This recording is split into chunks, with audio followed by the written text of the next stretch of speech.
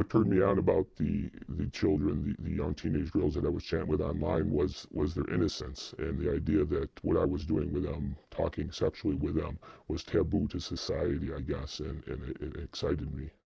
I started grooming her by by becoming a part of the family and taking her um, to amusement parks, to movie theaters. I would put my arm around her shoulder and then just to see where I could go, I would eventually I would move my hand down towards her breast and I had placed my hand on her breast. From there, it proceeded to when she was sleeping at night in the privacy of our home, I would go into her bedroom uh, with her mother in the house and proceed to molest her in her sleep. And I got involved in activities where children, boys of my age, were involved. And I became good at what I did in those fields. Coaching junior football, junior basketball, and so on. And it wasn't usually the athletes, it was the wannabes, the hang-arounds. The athletes, they were self-sufficient usually. They had to have some guts in order to turn out for a team and play. But the people, the kids that hung around and wanted to be the lonely ones and so on, I would make friends with and so on. Even though I worked with high-risk kids, many of whom had been sexually abused, all who have had different emotional and behavioral problems, as someone who began sexually offending against children, there were certain, I guess, traits, characteristics that I would look for or would help me decide who was potentially, in my mind, willing to go along with my sexual advances. What I learned that a child needs to be in good emotional health. And I provided that naturally, but it was a way of grooming. I was kind to him. I was gentle, understanding,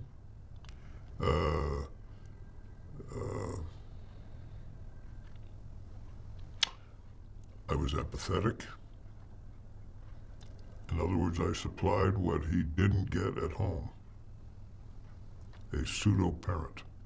There's never intimidation, bullying, forcible compulsion, nothing. It was all manipulation. One boy said that he was experimenting sexually with a neighbor girl. They were both about 10, 9 at the time. And rather than doing what I should have done, which was to report this to the parents and work through it effectively, in my mind, as an offender, I'm storing this information to say, well, when I begin to sexually offend against him, now I have this little thing in the back of my pocket. I do feel a sense of loyalty and love for him. He may have been a crappy parent, but it didn't matter. And, you know, I wish I could, there are times where I wish I could, you know, call him up and say, hey, Dad, guess what? I got 100 on a test. But, you know, I can't, you know, because I hate him yet love him all at the same time. I love him for who he was, but I hate him for what he had become. I'm in this particular chat room as a 15-year-old teenage girl. Within 30 seconds, I've been contacted on an instant message program to chat with what looks like a 47-year-old male from Cape Cod. I've also been contacted by another individual, as you can see at the bottom of the screen, and I will attempt to engage him in an instant message conversation. And now I have another one as well. So that's 3 within probably a minute and a half. The second individual has told me that he's 28 years old from South Carolina and that his name is Scott. The third individual, Superhero 129, has told us that he's a male, 47 years old from Florida. I'm going to tell him that I'm 15 years old, a female from Albany, New York. Superhero 129 asks if I like guys older than myself. I responded that I do. And he's asking what has been the oldest person that I've been with. Then the conversation may turn more sexual because that's why they're in this particular chat room.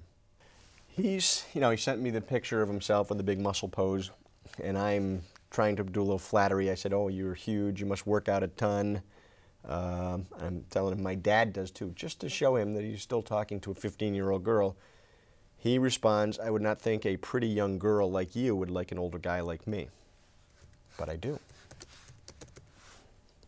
Superhero 129 is asking if I saw him somewhere, would I flirt with him?